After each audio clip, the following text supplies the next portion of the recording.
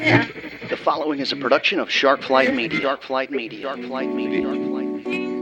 From mechs to mages or agents to argonauts, this is the world of Chris Kennedy Publishing. This is the CKP Future Books Podcast. Welcome, everyone, to the August podcast, the August edition of Future Books. We are back from the newly released publisher of Chris Kennedy Publishing, Chris Kennedy. Chris has been under the weather with the bid from the convention, and he has been released and is able to come back on the podcast. Welcome, Chris. Hooray! Yeah, great to be here. Great to be talking with you again. I'm out of the epilogue. I'm able to go places and do things again. Yes. At least you had the foresight, and I'm sure it comes from years of marriage and also being in the military and being prepared. When you bought your new house, you actually bought a dog house that you can go stay in when you get in the dog. It makes it easier for me, certainly. You know. Yeah, I wish I'd have been that smart. We missed you last month. We always enjoy talking with you, but we certainly enjoyed having Mark Stallings on being the guest host. He did a great job. He filled your shoes, but of course nobody can exactly fill your shoes. So we're glad you're back. Yeah, he's a pretty smart guy, so I figured he could do it. He was wonderful. He did a great job. It was a great podcast. We got to spend a few minutes with Rob Howell last month, and Rob knocked the podcast out of the park. He did such a great job, and we're looking so forward to what New Mythology Press is going to do over the next year. After the podcast last month, Rob said, let's do this every year right after LibertyCon. He said, I really enjoyed this. So I think this is going to become a regular thing every year after LibertyCon. We're going to get Rob on. And I think it should. I definitely think we need to get him out there a little bit more and let him tell the folks what he's doing. He's doing great stuff. He's doing a great job. Yeah, absolutely. The series that he just put out with Chris Nuttall is doing phenomenally.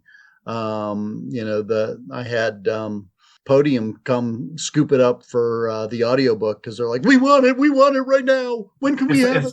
It's a great series. I love everything that Chris Nuttall does, but he's doing such a wonderful job with this new series. It may be the best thing that New Mythology's put out since the Druid books by John Osborne. So I'm really enjoying that.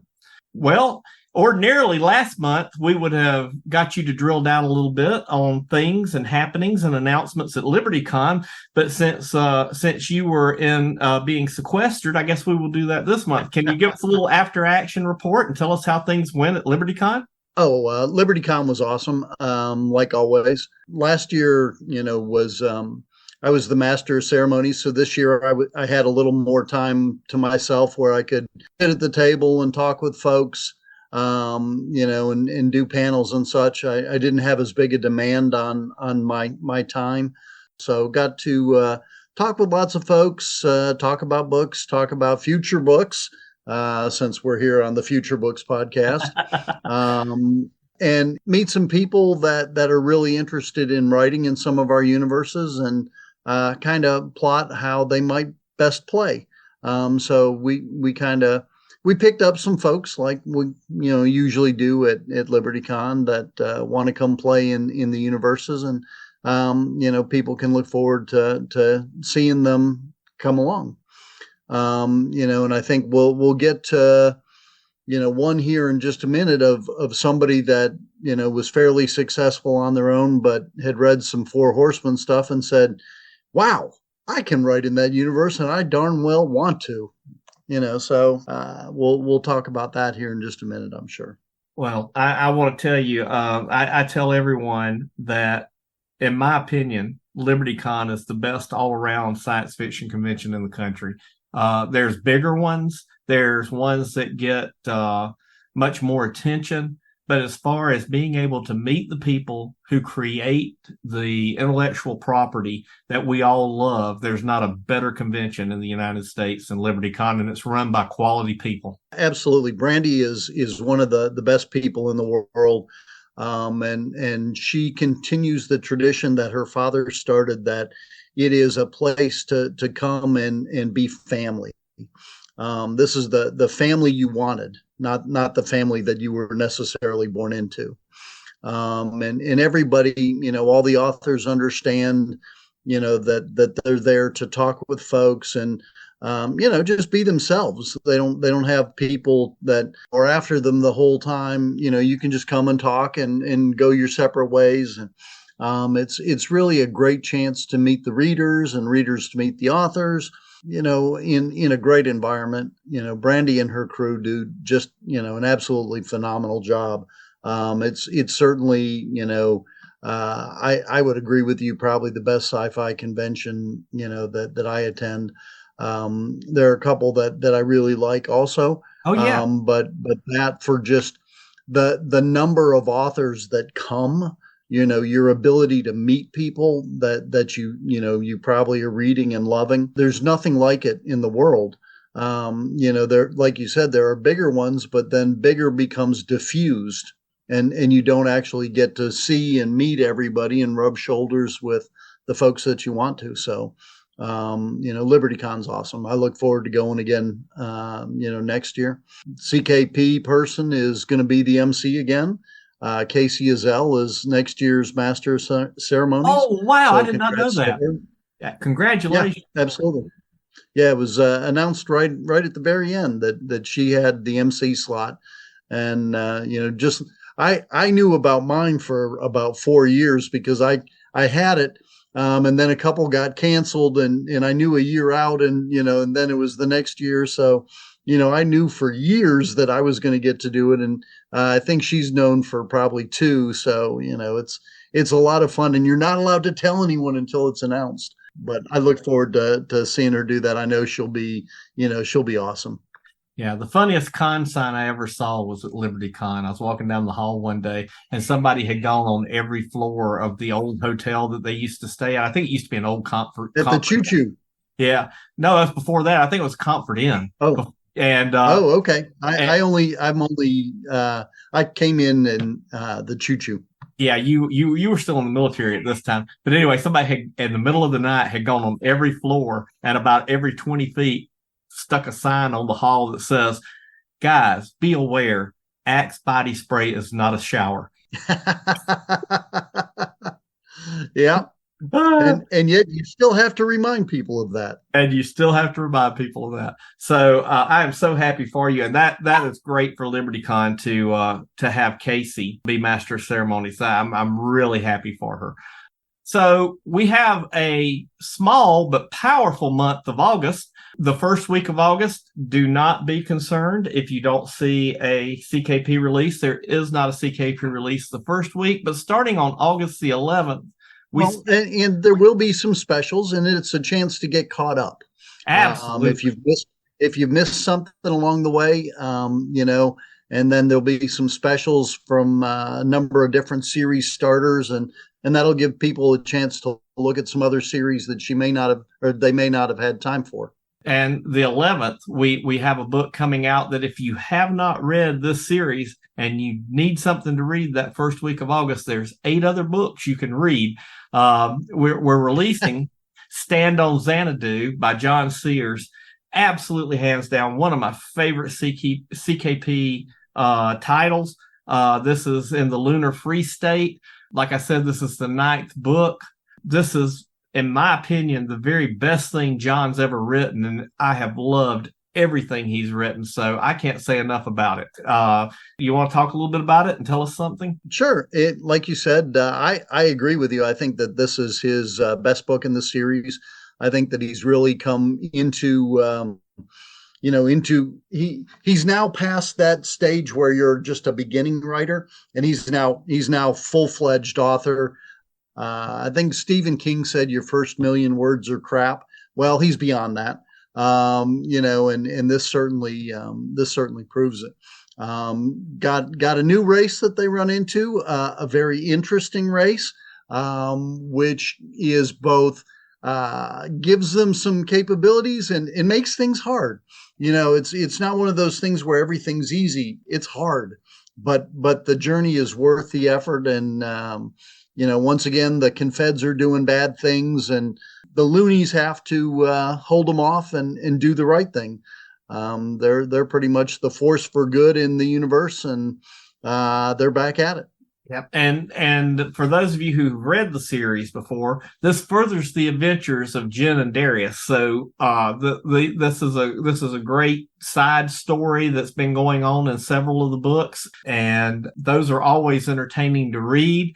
And for once, Darius doesn't have to rescue her. That's exactly right. I was trying to figure out a way to say that without having a spoiler. For once, Darius doesn't have to worry about her and rescue her, and that's all I'm going to say. But it's a great book, and we get more of Lorna, we get more of Mora, and we get more of Nova Secura, who is another one of my favorite characters in that series. Yeah, we need him to write like a book a month or something so that we can get more of each of these people. There's now so many good characters that it's hard to compress them all into, one normal sized book. Yeah, it's terrible maybe there's a Nova series and a Lorna series and a Jen and Darius series. He could alternate those 3 months and just boom, boom, boom. It's a terrible thing when our publisher goes out and gets authors that write fully developed characters that you want to know more about. It's Darn it, I think we're going to be at 100 books in the Four Horsemen universe before long doing just that. I think the one that's coming out this month will be 88. So after the 11th, we have one of our longtime authors and one of our favorite authors, Tim Taylor from across the pond. He's done something that very few other science fiction authors on Earth has ever done. He's finishing a series. I know, isn't that weird? Yeah, I don't even know how to talk about this. Do that anymore. Yeah. Although I just did one. I just finished a series too, and it's a great feeling to have to, kind of bittersweet a little bit because I don't get to do that anymore. Well, you can still go back and do side things, and it is neat, and nobody really seems to do it anymore. People carry things too far, too long. Don't talk to me about the Four Horsemen universe being 88 books. We'll just, that's something else. But I really like this series, and I like this series, ever since he started it, the Chimera Company. And this is the 6th book in the series. And like you said, it'll be the last. He's had some medical issues, and he's had some other things that have kind of gotten in the way of finishing this. But he finally was able to really write again, and he's like, I want to finish this series, and that's what I'm going to do. Are you still interested in it? And I was like, absolutely. Oh, hell yeah. Yeah. I published the first 5. Why wouldn't I publish the one that ties it all up? I mean, yeah, I want it. Gimme it, baby. So he was real excited. I was real excited. I've got it. I'm just finishing up the final read through on it. Looking forward to having it out here, in August. And, it's everything that, all the other books were. We advertised it as Star Wars meets Warhammer 40K. And I think that that's exactly it. You'll see Star Wars-ish personalities in it, like always. And, the very first book had Vetch on it with his giant Warhammer, and that looks like Warhammer 40K. So, I really like this series, and I'm glad he was able to write the last book in it. Yeah, and I believe this was the first series where all of the book covers actually told a story, and you could identify the series by the cover every time. And it was all the covers of these were tremendous. It's a good series for somebody that wants something that does definitely have an end. You've got 6 books to read. It's the classic story of Legion versus militia. So you've got the professional soldiers and then the soldiers who, the weekend warriors, and you have 2 sergeants that have to work together. Like Chris said, 40K and Warhammer 40K and Star Wars. If you love that kind of stuff, especially with a little bit of that wry British humor, this is a great series for you. Absolutely. Vetch and Oso Sabutu will save the universe if they can learn to work together. So then we're the next book I know nothing about other than the title and the fact that I wish I had it in my grubby little hands right this minute. We're taking one of our authors who has done a fantastic job with his series, The Last Marines. And if you haven't read that, you need to at least pick up the first one, because if you like military science fiction, he has done a tremendous job with The Last Marines. And he has decided to stick his toes in the Four Horsemen universe with a new book named Brass Ink. And I know nothing. Fill me in. I know a little bit more. BRASS stands for Battlefield Recon and Support Specialists. Oh, they are the first ones in. They're the ones that go in and do the preparation of the battlefield. They have the dangerous job of going in alone and unafraid. They're the snipers and the pathfinders and things like that. And which you see from the cover that was just released a couple days ago. You've got the sniper out there who's leading, directing in the attack on the bad guys.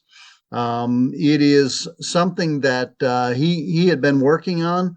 And he approached me. He said, "Hey, I'd really like to set this book in the Four Horsemen universe," because he'd read a bunch of the 4HU books. Meanwhile, writing The Last Marines.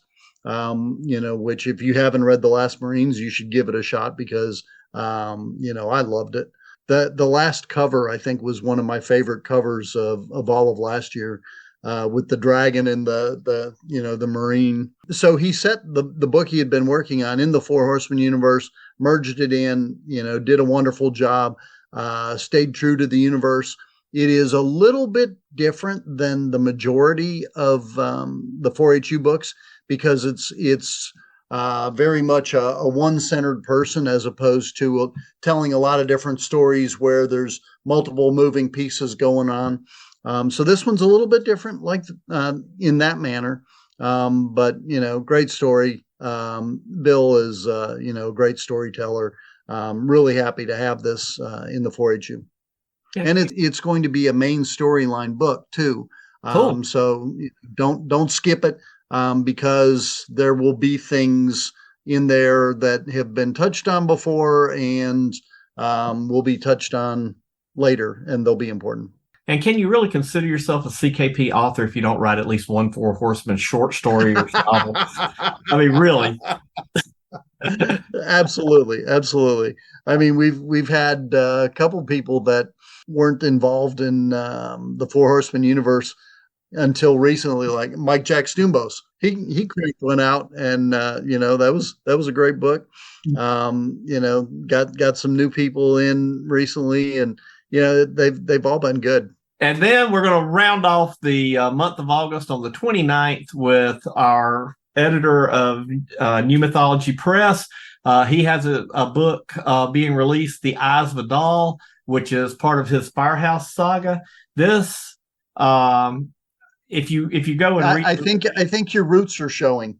It's Firehall, not Firehouse. You used to work in the Firehouse. This is Firehall. Well, and you're exactly right. I've said Firehouse for so many years. I've made a mistake. Right. I apologize. The Firehall saga. I've even got it in black and white in front of me.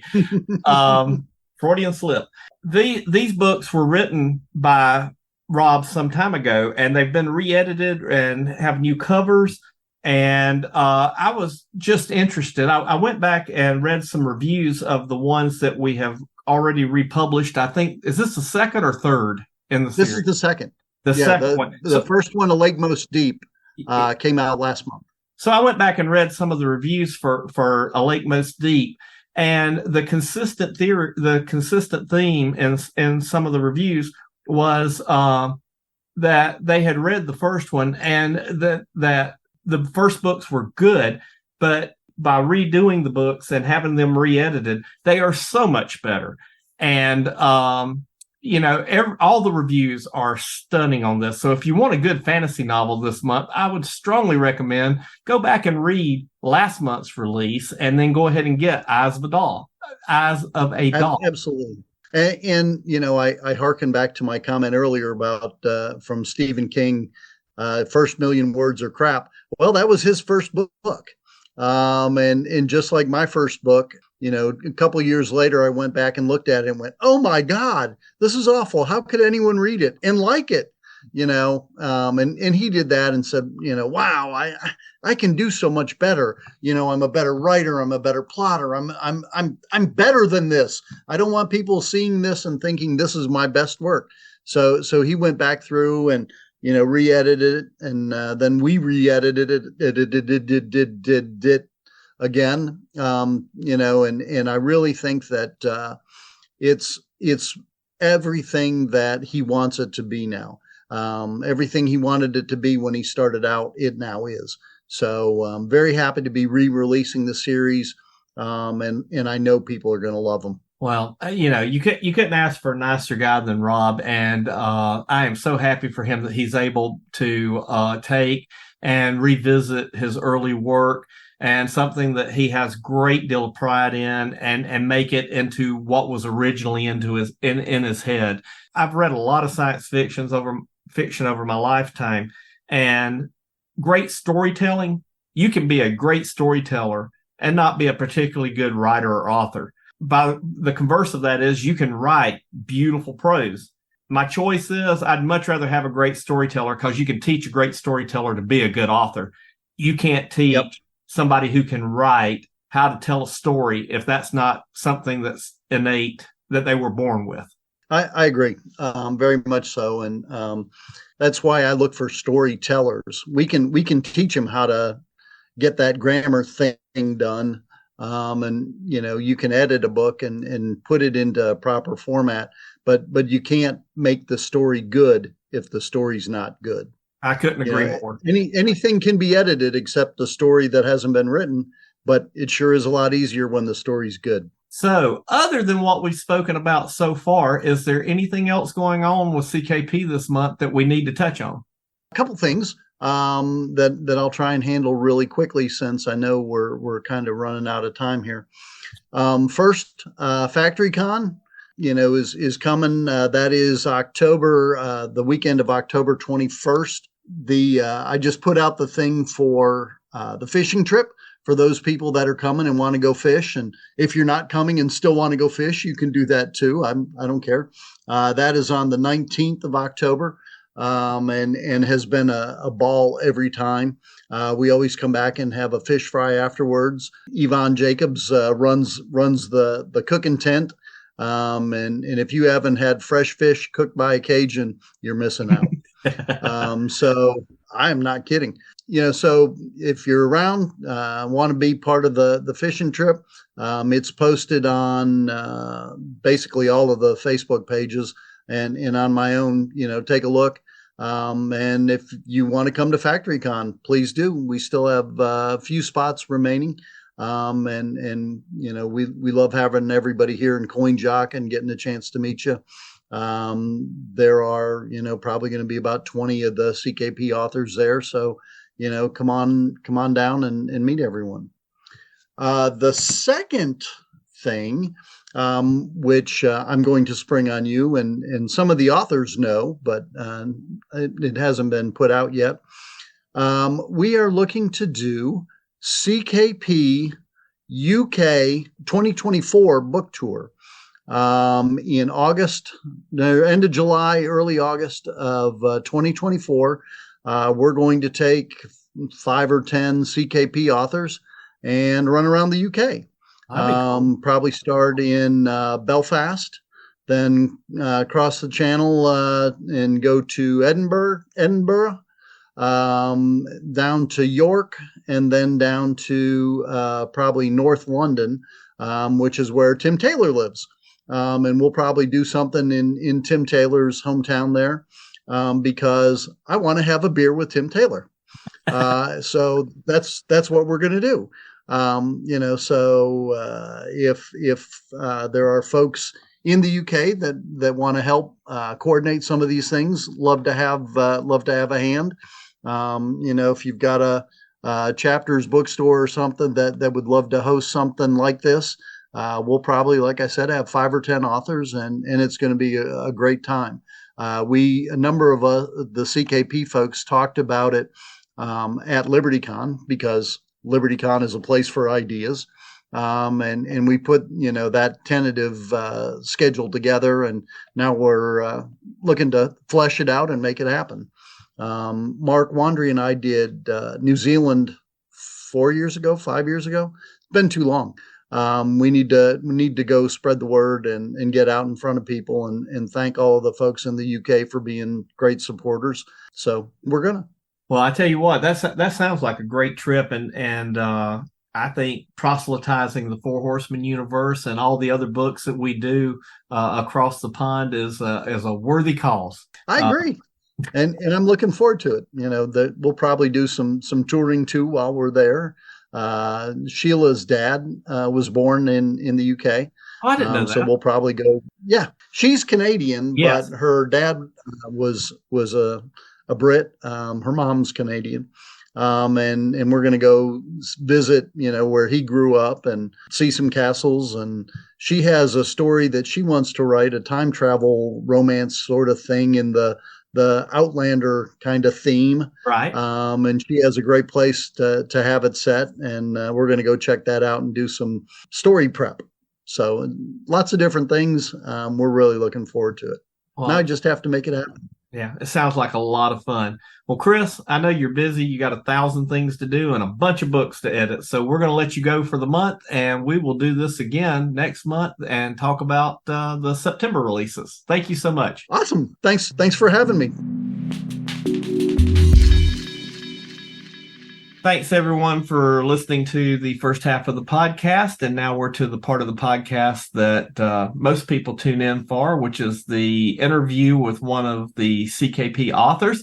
This month, we are fortunate that we have Tim Taylor. He drove from England to the United States here in South Carolina to do this podcast. So he's very tired. Welcome, Tim. How you doing? I'm really good. Yes. It's amazing technology. I remember when I was a teenager and was reading Arthur Clarke, and he talked about satellites and a time period where communication there'd be no such thing as long distance phone charges, and it didn't matter where on earth you were, you could talk to anybody anywhere. And at the time, it was so ridiculously expensive to call another state, much less another country. And here we are in Arthur C. Clarke's world 40, 50 years later. Yeah, absolutely. I mean, some of these science fiction authors, they do get things right in the prediction. I mean, I know we always say science fiction isn't about predicting the future, but we know it is really. Sometimes you get it right. I think of that as two ways. Does science fiction predict the future, or does science fiction drive the future? Because I remember watching The Next Generation when it came out, and was so excited that Star Trek was getting a reboot, and they had the pads that they kept all their information on. Now they got it a little wrong. They had a pad for each piece of information. So they'd walk into the captain's office and they'd toss 9 pads down. But for all intents and purposes, the iPad and the tablets that we use now are very much what they talked about in the Star Trek television show. And you can look at science fiction from the 50s till today and look at so many things that did the science fiction authors get it right, or did they actually inspire these things that we're using now? Yeah, I mean, right at the moment, because one of the hot topics is artificial intelligence, or at least that's the label being put around. Yes. And I think you're right. It is at least as much people's expectations from what they've seen in fictional worlds over decades is shaping people's response to what's happening now, even to the term of putting labels on things that aren't necessarily accurate. But it doesn't matter. They already have a narrative and a story. And I think stories are so powerful in the way they capture people's thinking that the stories about AI over the years are affecting the way people think about it today. Absolutely. I could not agree more.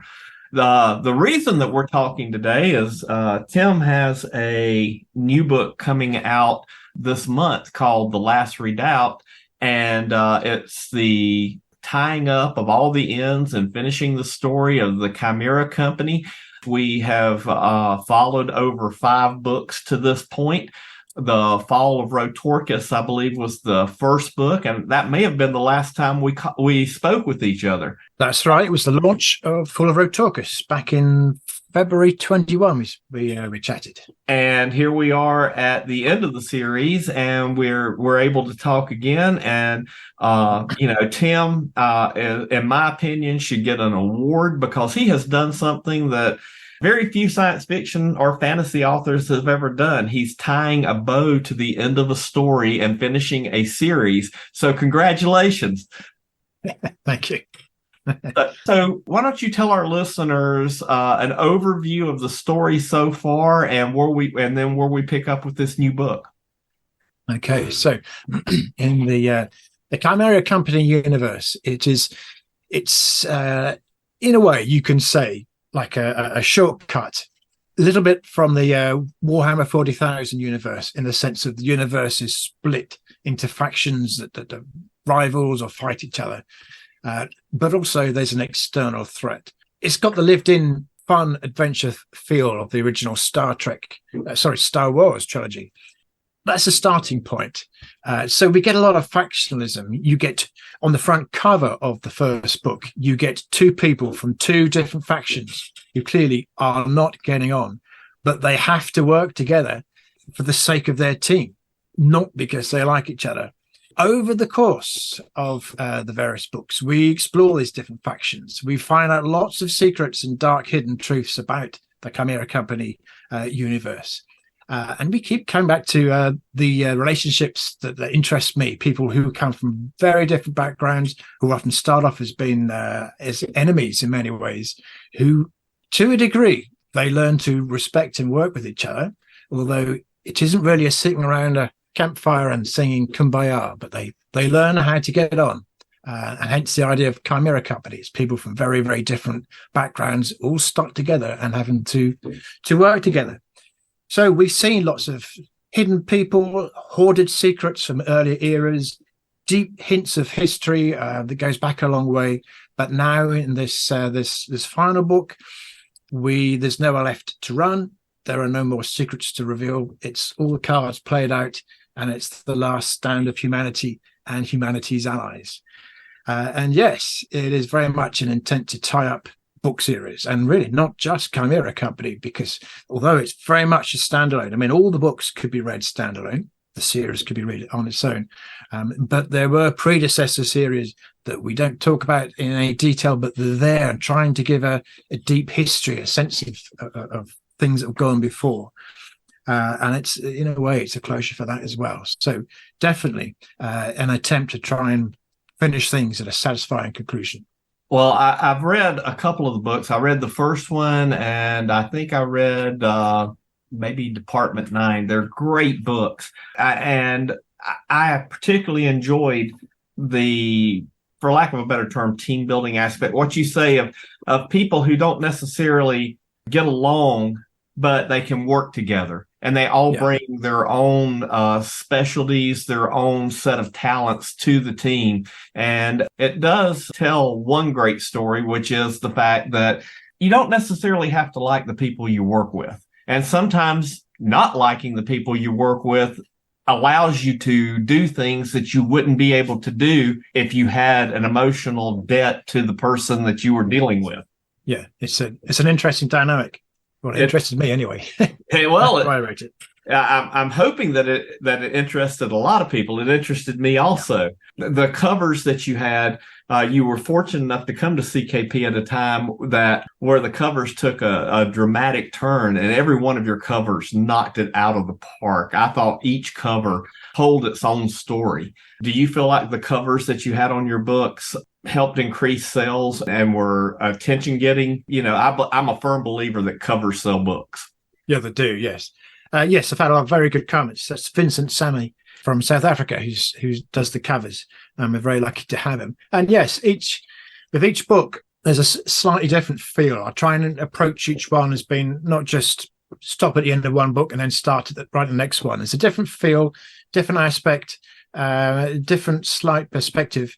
And I think that does come across with the covers. They do sort of give a sense of the books being different from each other and the sense of what each particular book is about. So on the one, The Last Redoubt, that we're talking about now, it's a space battle, space combat, with the Last Redoubt, not giving much away. It's like a fortified position in deep space, and fortified asteroids, in fact.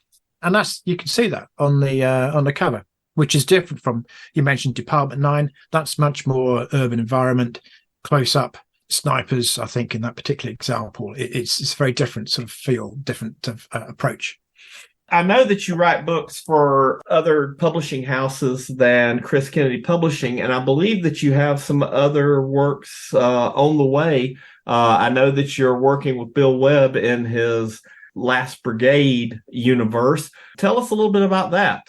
Yeah, well, I mean, Bill Webb, I know him just through CKP. Right. Various things he's done. Hit World. I was in a Hit World anthology that was really excellent. I picked up his Last Brigade series just as a reader and thought, this is really good. So I said, Bill, I'm really enjoying this. Well done. And he said, oh, well, do you want to write a story in it then? So he was doing some anthologies. The Last Brigade, the idea is the fall is coming, if you like, and there's a enhanced brigade, shall we say, put in cryogenic suspension in the heart of America, and then they awaken and they have to discover what the America after the fall is like and try and put it back together again. So the rest of the world is mentioned, but they don't really know what's going on in the rest of the world. So what you need is a crack team of authors to explain that all.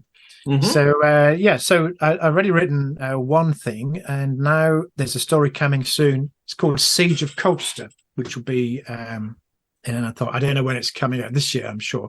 And that was great fun to write, because the Siege of Colchester is where I come from, and there was a siege in 1648, I think it was. So so I've dug up cannonballs, on my local running field, because the place is littered with them.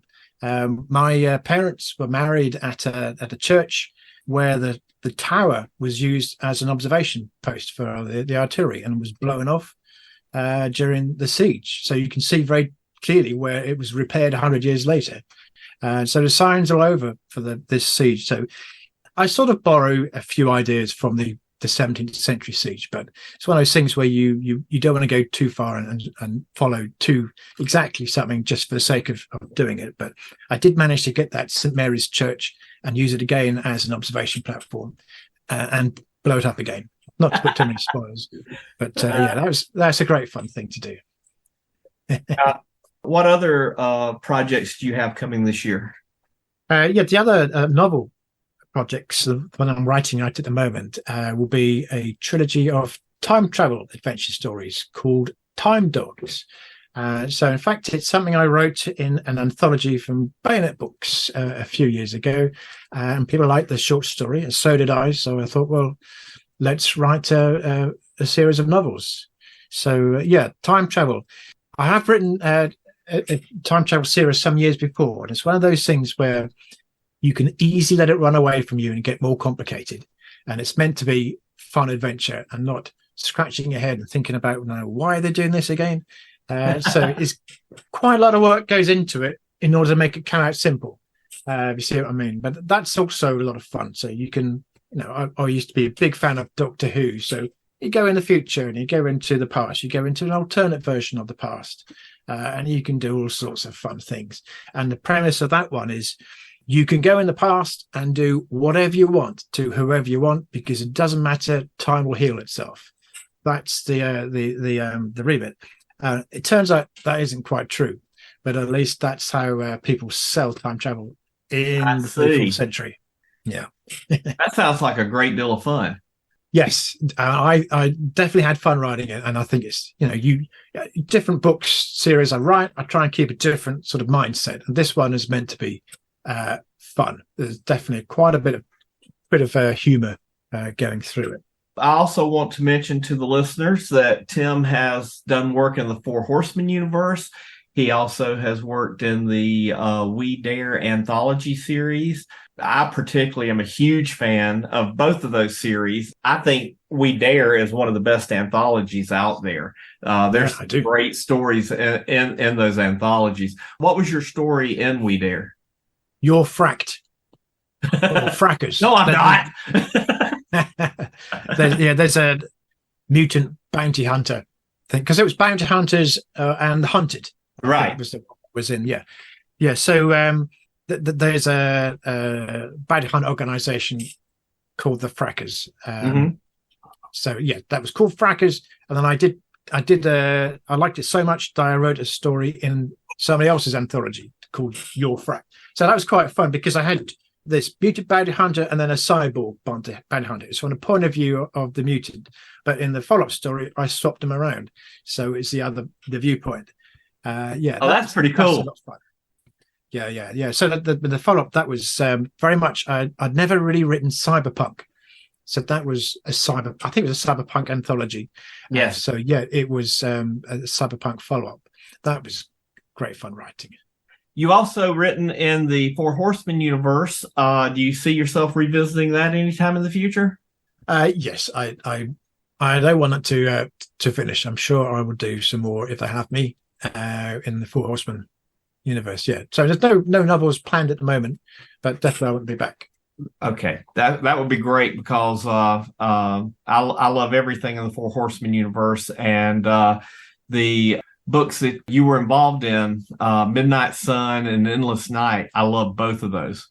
So if any of the listeners want to follow Tim and see what he's doing and know ahead of time when you've got books coming out, are you involved with social media? I'm on Facebook. There is Tim C. Taylor, and there's also a Human Legion Facebook page, which I keep up to date. Okay. Sometimes. Cool. And anything else that you want to talk about while you're on the podcast this month? Anything else coming or on the horizon, or anything you're thinking about working on?